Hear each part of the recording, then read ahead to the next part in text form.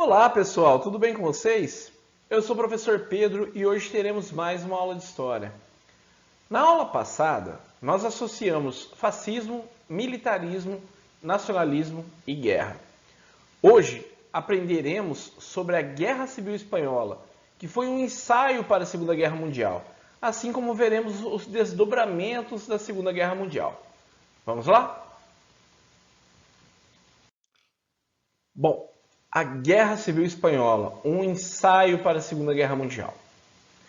Para que vocês possam acompanhar aí na casa de vocês, eu peço que abram a apostila 2 na página 166. Prontos?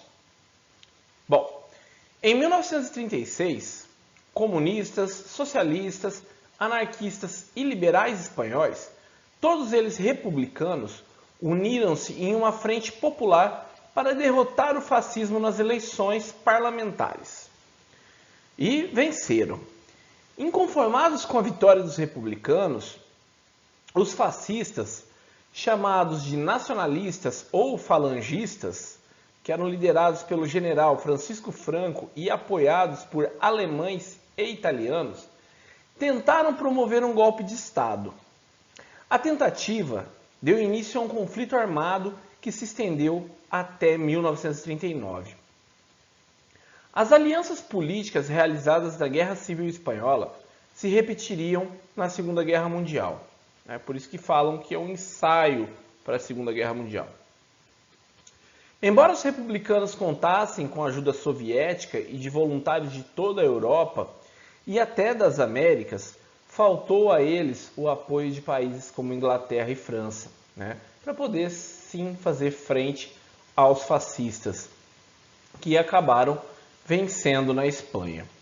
O general Francisco Franco, então, assumiu o poder e, como ditador, passou a governar a Espanha de 1939, permanecendo até 1975. Esse período da história espanhola ficou conhecido como franquista, porque era governado pelo general Franco. Para Hitler e Mussolini, a Guerra Civil Espanhola foi uma oportunidade para testar seus novos armamentos, que seriam usados na Segunda Guerra Mundial mais tarde. Em 1937, ao testar bombas incendiárias, a aviação alemã destruiu a cidade de Guernica, que fica no norte da Espanha. Percebam essa imagem que eu trago para vocês no slide. É uma fotografia da cidade de Guernica. Ela foi destruída pelos bombardeios aéreos alemães. O horror provocado pelo massacre levou o artista espanhol Pablo Picasso a pintar uma de suas mais famosas telas, que leva o nome da cidade devastada. A obra que eu mencionei para vocês, com o nome de Guernica, de Pablo Picasso, é esta que eu trago para vocês aqui. Ela ficou muito famosa por retratar esse ataque alemão e a destruição a essa cidade espanhola. Ok? Isso então foi durante esse contexto da Guerra Civil Espanhola, que acabou levando ao início de uma ditadura que ficou conhecido como período do franquismo. Ok? Na página 167, vocês vão encontrar o seguinte título: Eixo versus Aliados, a Segunda Guerra Mundial. Após celebrar o Pacto Nazi-Soviético de não agressão, Hitler invadiu a Polônia em 1º de setembro de 1939 e Stalin no dia 17 do mesmo mês. Diante da invasão, finalmente Inglaterra e França, que formaram uma liga anti-germânica conhecida como aliados, finalmente então eles declararam guerra aos alemães. Depois de tantas ameaças, eles enfim declararam guerra. Tinha início então a Segunda Guerra Mundial. Por que ela foi chamada de mundial, pessoal? Embora os conflitos tenham ocorrido na Europa, na União Soviética e no Sudeste Asiático, também no Norte da África, a maior parte dos países do mundo foi afetada e teve de se posicionar a favor do eixo ou a favor dos aliados. Então, direta ou indiretamente, o mundo todo esteve envolvido nesse conflito, né, que ficou conhecido como Segunda Guerra Mundial. A ofensiva do eixo. Quer dizer, então, que o eixo, né, que era formado por Alemanha, Japão e Itália, né, eles tiveram um momento de ofensiva, eles avançaram. Lembrando, pessoal, né, observem o mapa, a União Soviética, ela não estava em conflito nesse período com Hitler. Então ele podia concentrar todas as suas forças, né, para o Ocidente, ok? Então ele precisava se preocupar só com o Ocidente. Ele tinha combinado já com Stalin que não ia, né, atacar a União Soviética e nem, né, a União Soviética atacaria Hitler. Então ele concentrou as forças todas no Ocidente. Entre 1939 e 1941, então nesse período, a guerra caracterizou-se pelas seguidas vitórias dos países do eixo. Então, Alemanha, Itália e Japão, né, que já vinham se preparando havia anos para o conflito, né, acabou tendo uma vantagem nesse começo de guerra. Isso pesou muito a favor desses países. Observem o mapa aqui ao lado, no qual, né, essas setinhas vermelhas são as ofensivas do eixo. Então, eles agiram, né, em vários territórios, ok? Então, observem a vasta área que foi dominada pelos nazistas nessa primeira fase da guerra, tá? Observem, então, o mapa, partindo da Alemanha, quantas setinhas vermelhas nós encontramos aqui. Então, foram vários ataques entre 39 e 41. A estratégia usada pelos alemães para ocupar esses territórios foram as Blitzkrieg, né? Guerras relâmpago, né? que em alemão é Blitzkrieg. Essas guerras, né, consistiam em guerras relâmpagos, em ataques rápidos, em massa e de surpresa, reduzindo a possibilidade de o país invadido se defender. Utilizando então equipamentos terrestres blindados e aéreos, a Alemanha ocupou a Noruega, a Dinamarca, a Holanda, a Bélgica e Luxemburgo.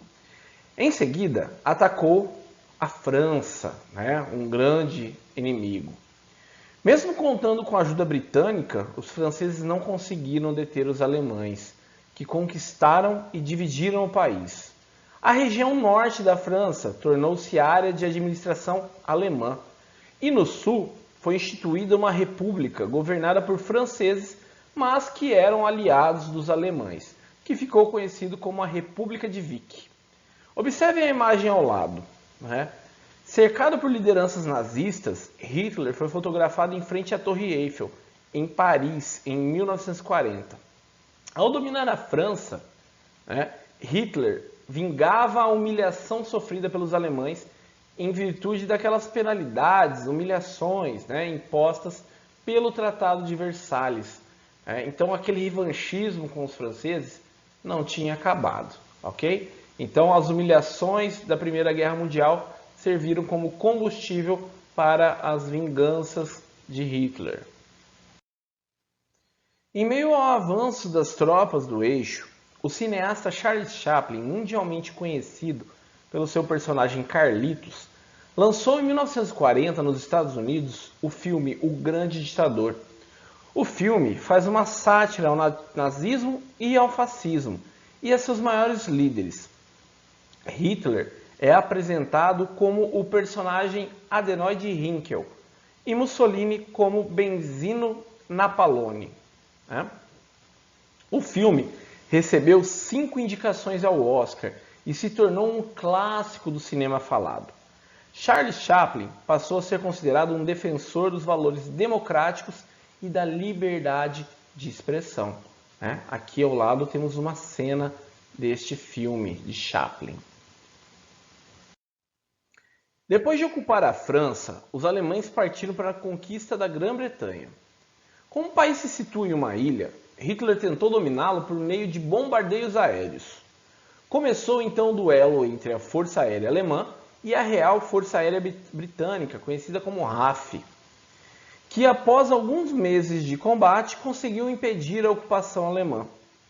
A tentativa de invasão e a reação a essa invasão custaram a vida de mais de 40 mil civis ingleses.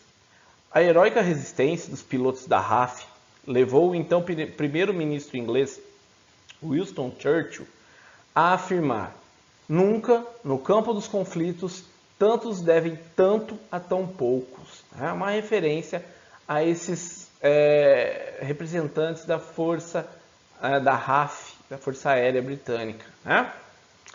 Bom, nessa primeira imagem aqui, esse cartaz, é um cartaz de 1940. Ele homenageia os pilotos da RAF. Embora o domínio alemão tenha sido evitado, os ataques provocaram muita destruição na Inglaterra.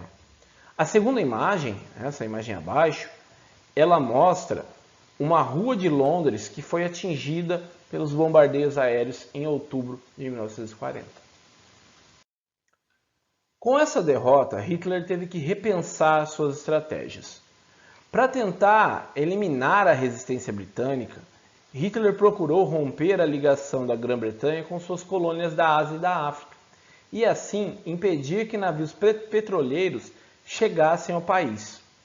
Para isso, ele ocupou o norte da África e o Canal de Suez com uma divisão criada especialmente para uma missão, o Africa Corps. Qual que era a ideia, pessoal? A ideia era fazer um isolamento à Inglaterra. Como era uma ilha, se eles não permitissem que nada chegasse até lá, isso enfraqueceria economicamente os ingleses. E o petróleo era muito importante para a economia britânica. Então Hitler tentou atacar indiretamente os ingleses. A Alemanha e a Itália ainda atacaram e ocuparam a Iugoslávia e a Grécia. Tá? Em junho de 1941, ao avaliar que as conquistas do eixo na Europa Ocidental estavam consolidadas, Hitler rompeu o pacto nazi-soviético de não agressão e abriu uma nova frente de combate para o Oriente. Então invadiu a União Soviética a fim de se apossar de territórios ricos em minérios. Os soviéticos, desprevenidos, não foram avisados que esse pacto tinha acabado, demoraram para organizar a reação. Em dezembro de 1941, a gente também tem que destacar que o Japão atacou sem declaração de guerra, sem declarar esse ataque, atacou a base naval norte-americana de Pearl Harbor, que fica no Havaí. A frota baseada em Pearl Harbor seria a única capaz de impedir que os japoneses ocupassem os cobiçados territórios do Sudeste Asiático. O ataque japonês, esse ataque surpresa à base americana, destruiu ou danificou seriamente 21 navios e 347 aviões, matando cerca de 2.400 pessoas e ferindo outras 1.200. Revoltados com o ataque surpresa, os Estados Unidos entraram na guerra ao lado dos aliados. Neste cartaz de 1942 é possível ler: vingar Pearl Harbor, nossas balas o farão. Além do combate às tropas nazifascistas, a vingança contra o Japão esteve presente na atuação norte-americana na Segunda Guerra Mundial. Um detalhe importantíssimo, pessoal, desse conteúdo: a partir do momento em que Japão ataca os Estados Unidos e os Estados Unidos declara guerra, entra na guerra, a história dessa guerra vai mudar totalmente, ok? Bom, pessoal, na aula de hoje nós conhecemos os principais acontecimentos da Segunda Guerra Mundial. Na próxima aula iremos concluir este assunto, ok? Bom, espero que tenham gostado da aula de hoje. Acima está meu contato caso tenham dúvidas. Bons estudos, muito obrigado e até a próxima aula.